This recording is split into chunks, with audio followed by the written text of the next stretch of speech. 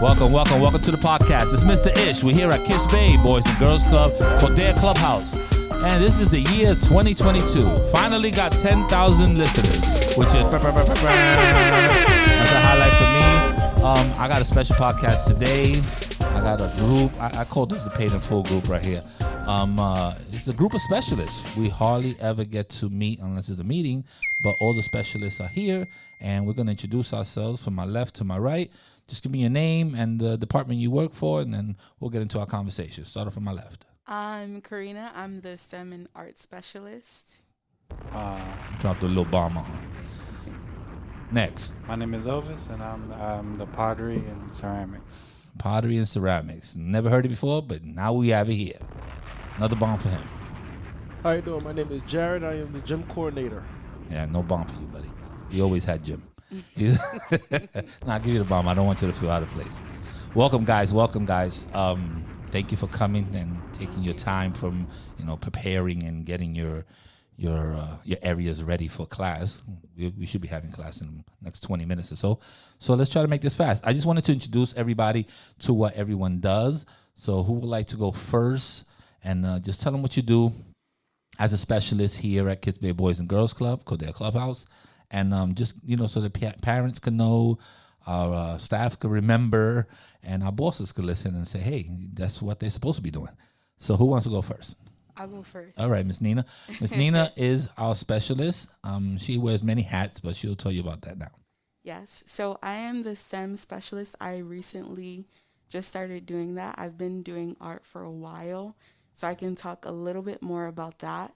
Basically, it's just an outlet for kids to be creative. They're constantly learning. They're in school all day, so when they get here, it's very important for me that they get to just release all of their creativity. Yeah, sometimes these kids don't have art in school. They're cutting a lot of these programs off in school. I've seen them cut gym. I've seen them cut art. There's no music programs. So what you do here is very important because it gives them a little creative, something creative to do. Right. So that's nice. What do you see as your challenges sometimes when you're doing your program? A challenge I would say is when I don't have a kid that's so creative and they just get stuck. But I think it's a beautiful thing when they feel like they're being challenged, because art should be that. As much as it should be fun, it should be challenging, because juices should flow outside, Mm-hmm. And you could always find other things to do. I mean, if they're challenged and they can, be in art, maybe they could be in charge of the equipment. Right. Or maybe they could help you with something else. So we always have to make sure that we have everyone participate in whatever we can and just make them feel like it's a team effort. And now Mr. Elvis. Mr. Elvis is pretty new here. He has something that everyone wants to go to now, which is his pottery. And just tell us a little bit about your background and your pottery and how you came to Kips Bay Boys and Girls Club. So, excuse me. So I pretty much, I have my background and I have my BA in arts, actually. Oh, he's throwing it out there. He's throwing it out there. All right. Visual and performing arts, pretty much did a little bit of all kinds of different medias all throughout college. But, pottery and ceramics was one of the ones that stuck to me as a, let's say, it just took your interest. Yeah, it took my interest, and then a hobby, let's say, it's a very expensive hobby, but it's... Aren't all hobbies expensive? Work is cheap, hobbies are expensive. That's the way the world goes. But it's a very... It's a very expressional type of art. It really works because, especially for these kids, it kind of helps them trigger their fine motor skills, and then it's a more of a sensory type of art. So a lot of these kids come stressed to these after school programs. That's very true.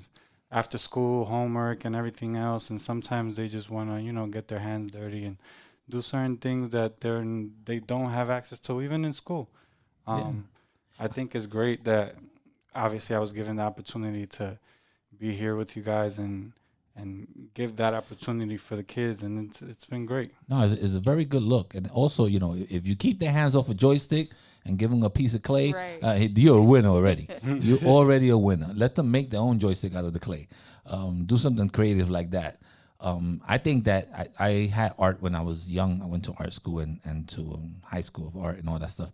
And when we always had clay or pottery or something that was hands-on like that, it was like, I was always, just running to those classrooms. So I think that you see it now. We see it. It just began here, about a month ago, a few weeks ago. And everyone is like, I want to go to pottery. I want to go to pottery. I want to go to pottery. So that's very cool because it has them just wanting to do something. So now as long as you keep them in there and they learn something out of it, I think it's a win-win situation. Yes, and you, Mr. Jared, you're in charge of a whole floor. You got a whole floor to yourself. You got music. You got advantages that we don't have. Tell me a little bit about what you're doing with these kids up there. So what I'm doing up there in gym is basically making sure that our kids are working out, stretching, having games, sports, just doing stuff that... Just some type of movement. Yeah, type of movement and things that I did when I was growing up. Because, nowadays everybody want to be technology and playing, like, YouTube. And so now... Don't be killing all my stuff, bro. This is what I do. So I don't shoot you down. You don't shoot me down. All right? So I bless what you do. You want them to get out there and stretch and get some motivation, get their heart rate up a little bit. And play some sports, let them get into the sports. Yeah, let them learn the basics. Sports aspects and let them learn the basics of it. Just make sure and have fun with it. Like you said, I incorporate music with it because music brings like an extra feel to it. I know the kids love it and enjoy it, and it gets them going. So that's what I do here in the gym. Yeah, and team sports is always good. I mean, I like that, those are places where boy doesn't matter, girl doesn't matter. It's just the, Boys and Girls Club. So girls could play on the baseball team, boys could play on the hockey team, girls could play on the tennis team. Whatever it is, everyone has a chance to participate in these activities. So that's one of the great things. No age group either. So we really work with every age group. So what we have here from 5 to hopefully 18 when the teens come in, we work with everybody. We can't say that we can't teach a 5-year-old, and we can't say we can't teach an 18-year-old.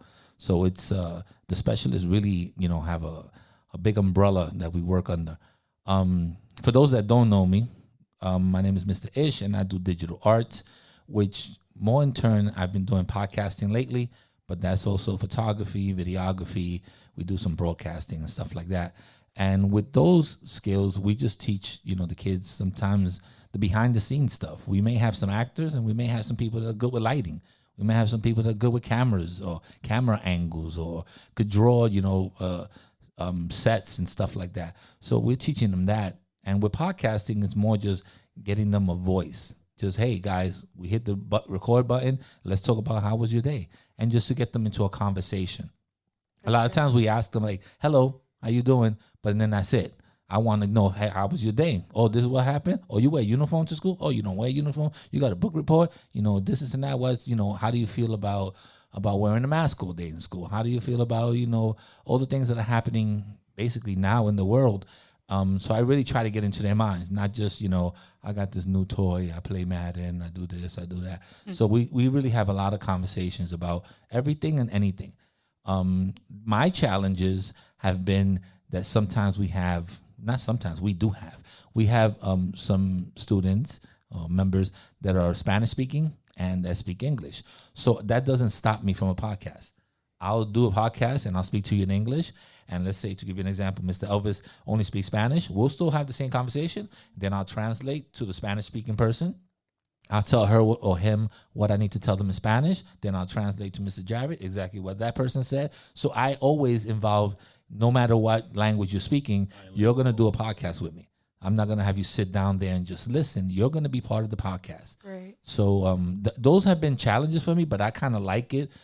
Sometimes my Spanish is a little broken up and stuff like that. But, I do fair. I think, they get a giggle out of it. And I try to maintain the fun, in the podcast. And, every once in a while I go, boo. And, that wasn't a good podcast. But, I get them talking.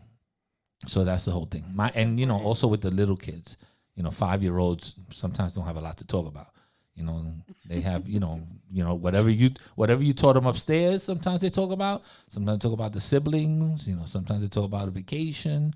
So they don't have a lot, but, it's important to at least have them talking. So that's a big deal. What do you guys look forward to this coming year? Because January just started. We're getting ourselves ready for, I guess, from January to June, and then we go right into the summer. And the summer, whoever hasn't been here, is a different monster. Summer camp is different than after school. So what do you have for us to look forward to? I guess I'll start with Mr. Nina. You don't have nothing? I mean, there has to be some projects. I mean, we have Black History Month coming up, so there has to be something that you have to be doing. After that, we have Easter. We have graduations coming up. We have a lot of things coming up. I mean, they don't have to be like a calendar, but they don't have no big project that you're thinking about. Or anybody, Jared? We're currently working on doing some Valentine's Day stuff with the kids. Okay, that's good. Get me into that because I don't want to buy my wife nothing this year. I'm going straight cheap. I'm gonna make you something, sweetie. I'll make you a card and a clay vase or something. Teaching these kids that sometimes not money doesn't always buy the, let's say, the happiness or the thought that you put into something. What you can make with your hands can mean something, can mean more than you spending your money. I mean, I don't know if you put one of those pottery next to a PlayStation 5 and they're gonna pick that, but maybe later on in their life they'll be like, they'll appreciate that. I still appreciate my first trophy I got. I mean, I think I paid for it, to tell you the truth. I might have paid for it, but I got it though. I got the trophy. That's all that matters. I think I'd agree with him as well. Like, the kids are so very young. And if we think about their future, for them to like carry all of their art projects up until then and see like how much they've grown. Definitely. Well, you know how we could do that too? We could archive that by just taking pictures. We could just do that, and then we were like, hey, here's a little folder with your stuff, and you could see artwork that you did with Elvis, stuff that you did with me, a couple of pictures of the podcast, and maybe some pictures in gym. So you'd be like, here's your folder. This is what you did this year. And they could see, oh, wow, you know what? I did have fun. It was a good time, especially when we do trips, and awards is always a good thing. I mean, awards don't cost us a lot. We just get a piece of paper, come up with some new concept, be like, hey, thank you for trying award. STEM, you're reaching out, you're thinking out the box. For sports, I see that you participate all the time. I see that you do all the stretches. So you got the stretcher of the week award or something like that. And myself, for podcasting, I mean, for just being part of it, for coming into the room and wanting to talk, that's a big deal. So I think that we definitely have to motivate the kids, and that also motivates us. I think that when we see new kids here, we always get like, oh, that's a new kid, that's new blood. Let me start all over. Let me teach them what I want to teach them. So that's exciting. But we have to also try to find ways to motivate each other and to be part of it. So my motivation for you guys is, and I get upset at you guys, and I stopped doing it recently. But I used to bother people every single day about the podcast. And nobody listened to my podcast, and I feel hurt. I feel real hurt. Excuse me? I feel hurt. For my corazón. Now you listen to my podcast. I'm talking to the other two people. I don't want to say that. I don't want to say their names, but I'm talking to the other two people. You feel me? I listen to your podcast. So I think that we should, since we all in the building, we have to be proud of what we do. You understand? The same way you put a poster up and you keep your room clean and you're happy when they have the projects. I should be happy of the project that you're doing. I should be happy with the project that Elvis is doing. I should be happy with what you're doing with the kids upstairs, and vice versa. Everyone should be happy that we doing something for these youth. They could be outside right now.